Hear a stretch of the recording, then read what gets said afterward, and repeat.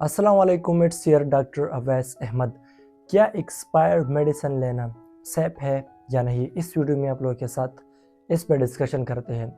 सबसे पहले आप लोगों के साथ ये शेयर करना चाहता हूँ कि एक्सपायर्ड डेट का मतलब क्या है। एक्सपायर्ड डेट या एक्सपायर डे का मतलब वो आखिरी दिन है जहाँ तक कि कंपनी आपको ये गारंटी देती है कि इस डेट तक हम इस प्रोडक्ट के ज़िम्मेदार हैं। इस डेट तक अगर आप हमारी इस दवाई को इस्तेमाल करोगे तो ये आपके लिए सेफ़ होगी और इससे आपकी बीमारी का इलाज होगा। यूजुअली ये 19th सेंचुरी से पहले दवाई पे नहीं होता था ये एक्सपायर डेट, लेकिन 1979 में एफडीए वालों ने एक्सपायरेशन डेटिंग लॉ पास की।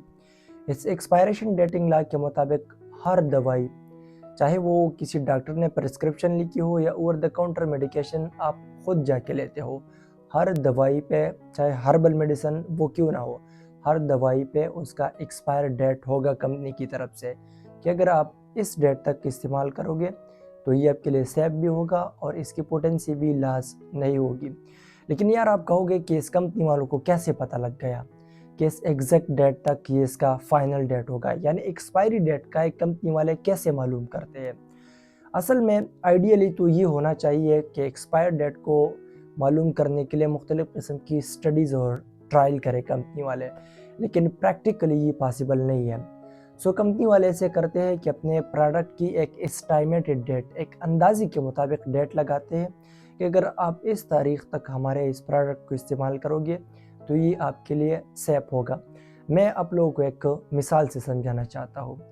दो मेडिसिन ऐसे हैं जो कि हमारे घरों में हर कोई यूज़ करता है, एक है पेनाडॉल और दूसरा है प्रोपेन। ये ओटीसी ड्रग्स में आता है, आप डॉक्टर के प्रिस्क्रिप्शन के बगैर भी इस ड्रग्स को पूरी दुनिया में हर फार्मेसी से ले सकते हैं।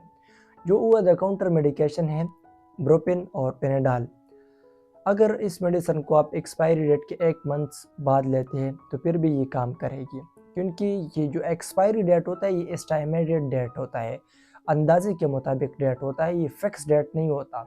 कंपनी एक अंदाज़ा लगाती है और कहती है कि इस अंदाज़तन डेट तक अगर आप इस दवाई को यूज़ करोगे तो ये आपके लिए सेफ़ होगी। यकीनन इस वीडियो के टाइटल और थंबनेल को देखने के बाद आपके जहन में ये होगा कि एक्सपायर मेडिसिन लेना बहुत डेंजरस चीज़ है, लेकिन मैं आप लोगों के साथ मेडिकल लेटर के इस रिपोर्ट को शेयर करता हूँ। इस रिपोर्ट के मुताबिक आज तक कोई ऐसा केस रिपोर्ट नहीं हुआ जिसके मुताबिक किसी इंसान ने कोई एक्सपायर मेडिसिन ली है और उस मेडिसिन का उस पर बुरा असर हुआ है, उस मेडिसिन की वजह से उसको कोई नुकसान पहुंचा है। वो कहते हैं कि हमें एज सच कोई रिपोर्ट नहीं मिला कि किसी ने इंजेक्शन लगाया हो, उस इंजेक्शन की वजह से, एक्सपायर इंजेक्शन लगाया हो, उस एक्सपायर इंजेक्शन की वजह से उसको कोई नुकसान पहुंचा हो, या किसी ने कोई एक्सपायर मेडिकल क्रीम लगाया हो अपने बदन पे, अपने स्किन पे, और उसकी वजह से उसको कोई नुकसान पहुंचा हो। लेकिन मैं मेडिकल लेटर के इस रिपोर्ट के साथ एग्री नहीं करता, और मैं क्यों एग्री नहीं करता वो मैं आप लोगों के साथ इस वीडियो के लास्ट में शेयर करना चाहूँगा। लेकिन यार एब्सोल्युटली आप कहोगे कि मुझे इधर उधर की बातों में ना लगाना, मुझे स्ट्रेट फॉरवर्ड बताए कि क्या एक्सपायर मेडिसिन लेना मेरे लिए सेफ होगा या नहीं। मैं क्या बताऊँ, जब एफडीए वालों ने पूरी दुनिया को ये बताया है कि हम आप लोगों को ये सजेस्ट नहीं करते कि आप एक्सपायर मेडिसिन को यूज़ करो, फूड एंड ड्रग एडमिनिस्ट्रेशन आप लोगों को ये सजेस्ट नहीं करती, वो कहते हैं कि ये एक रिस्की टास्क है अगर आप एक्सपायर दवाई को यूज़ करोगे। वो इसके दो रीज़न पेश करता है। एक वो कहता है कि एक स्टडी हुई थी, उसमें एक मरीज़ ने एक्सपायर टेट्रासाइक्लिन जो कि एक एंटीबायोटिक है वो इस्तेमाल की थी, तो उस एक्सपायर टेट्रासाइक्लिन की वजह से उसको फैनकोनी सिंड्रोम हुआ था। आप सिंपली ये समझे कि वो इस एक्सपायर टेट्रासाइक्लिन की वजह से उसके गुर्दे ख़राब हो गए थे। दूसरा रीज़न वो ये पेश करते हैं कि फॉर एग्जांपल एक शख्स को कोई इन्फेक्शन है और वो इसके लिए कोई मेडिसिन ले रहा है, वो शख्स ये सोच रहा है कि इस मेडिसिन की वजह से मैं ठीक हो जाऊंगा, लेकिन वो मेडिसिन है असल में एक्सपायर, और इस एक्सपायर मेडिसिन काम नहीं करते, तो इस मेडिसिन की वजह से वो ठीक नहीं होगा बल्कि उसका इन्फेक्शन उसको मज़ीद भी ख़राब कर देगी। इस वीडियो के आखिरी सेगमेंट में आप लोगों के साथ कुछ ज़रूरी बातें शेयर करना चाहता हूँ। कुछ दवाइयाँ ऐसी है अगर आप उसको एक्सपायर डेट के बाद यूज़ करोगे तो वो आपके लिए काम नहीं करेगी। फॉर एग्जांपल इंसुलिन, कोई शुगर का मरीज़ ले रहा है, अगर आप इसको एक्सपायर डेट के बाद यूज़ करोगे तो ये आपके शुगर को कंट्रोल नहीं करेगी। नाइट्रोग्लिसरीन जो कि हार्ट वाले पेशेंट यूज़ करते हैं जिनको दिल का कोई मसला होता है, जो दिल के मरीज़ होते हैं उनको एंजाइना या चेस्ट पेन होता है हार्ट अटैक के दौरान। अगर आप उस दौरान नाइट्रोग्लाइसरीन, एक्सपायर नाइट्रोग्लाइसरीन को यूज़ करोगे तो उसकी वजह से आपका एंजाइना या चेस्ट पेन ख़त्म नहीं होगा। तो आपने नाइट्रोग्लाइसरीन को भी एक्सपायर डेट के बाद यूज़ नहीं करना। अगर कोई वैक्सीन है तो वैक्सीन को भी आपने एक्सपायर डेट के बाद यूज़ नहीं करना। अगर कोई सिरप है उस पे लिखा है कि सिरप को के ढक्कन को खोलने के 2 हफ्ते तक आप इसको इस्तेमाल करोगे, उसके बाद आप इसको इस्तेमाल नहीं करोगे।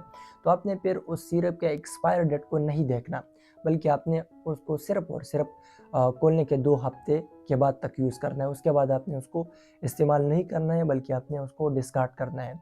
अगर कोई दवाई है, वो बहुत ज़्यादा पुरानी हो गई है, फिर भी आपने इसको यूज़ नहीं करना। अगर कोई दवाई है वो पाउडर बन गया है, कोई टैबलेट है वो पाउडर की शक्ल इख्तियार कर गए हैं, तो आपने फिर उसको भी डिस्कार्ड करना है, उसको यूज़ नहीं करना। अगर कोई दवाई है और उसका स्मेल बहुत ज़्यादा तेज़ हो गया है नॉर्मल से, फिर भी आपने उस दवाई को यूज़ नहीं करना।